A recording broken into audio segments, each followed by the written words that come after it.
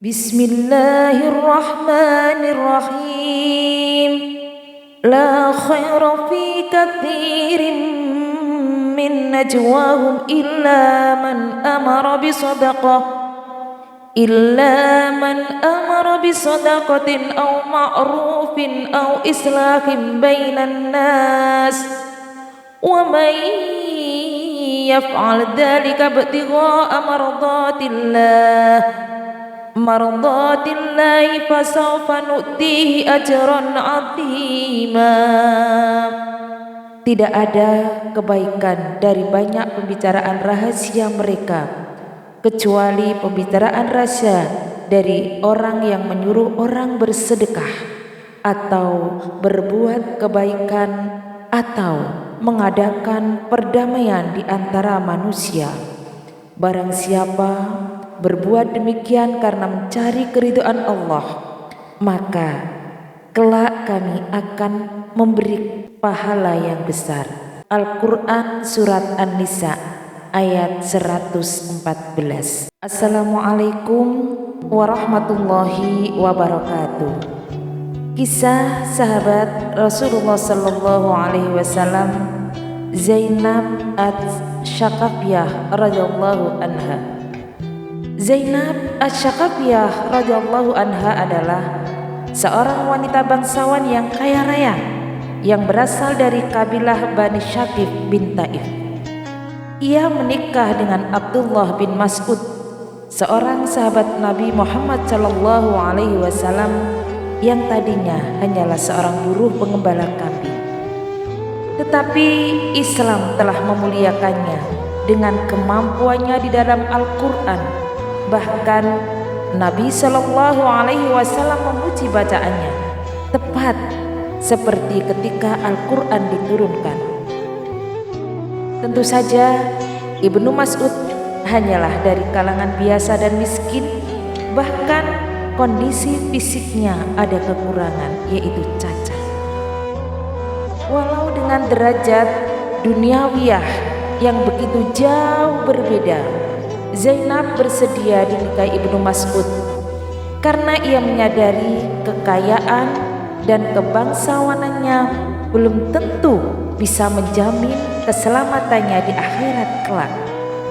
Tetapi dengan menjadi istri dan pendamping seorang sahabat yang begitu dimuliakan Rasulullah sallallahu alaihi wasallam, ia yakin akan memperoleh pripas masuk surga asal dengan ikhlas mengabdi pada suaminya tersebut. Suatu ketika Zainab mendengar Nabi sallallahu alaihi wasallam bersabda, "Wahai kaum wanita, bersedekahlah kamu sekalian walaupun harus dengan perhiasanmu." Ketika tiba di rumah dan bertemu dengan suaminya Abdullah bin Mas'ud, ia menceritakan sabda Nabi Shallallahu Alaihi Wasallam tersebut dan berkata, "Sesungguhnya engkau adalah orang yang tidak mampu. Tolong datang dan tanyakan kepada Nabi Muhammad Shallallahu Alaihi Wasallam, apa boleh aku bersedekah kepadamu? Jika tidak boleh, aku akan memberikannya kepada orang lain." Tetapi Ibnu Mas'ud merasa tidak enak dan mau menanyakan hal tersebut kepada Nabi Shallallahu Alaihi Wasallam karena ia dalam posisi berhak tidaknya menerima sedekah dari istrinya sendiri. Apalagi ia mempunyai kedekatan khusus pada beliau. Karena itu ia berkata kepada istrinya, "Kamu sendiri saja yang datang kepada beliau dan menanyakannya." Dengan perintah atau izin suaminya tersebut, Zainab datang ke rumah Nabi Shallallahu Alaihi Wasallam. Ternyata di sana telah ada seorang wanita Ansar menunggu Nabi Muhammad Shallallahu Alaihi Wasallam hadir, datang untuk menanyakan hal yang sama dengan dirinya. Seperti telah memperoleh isyarat, Nabi Shallallahu Alaihi Wasallam memerintahkan Bilal keluar menemui dua wanita tersebut. Dan Zainab berkata, "Wahai Bilal, sampaikan kepada Rasulullah sallallahu alaihi wasallam, dua orang wanita menanyakan kepada beliau, apa boleh kami memberikan sedekah kami kepada suami dan anak-anak yatim yang kami asuh.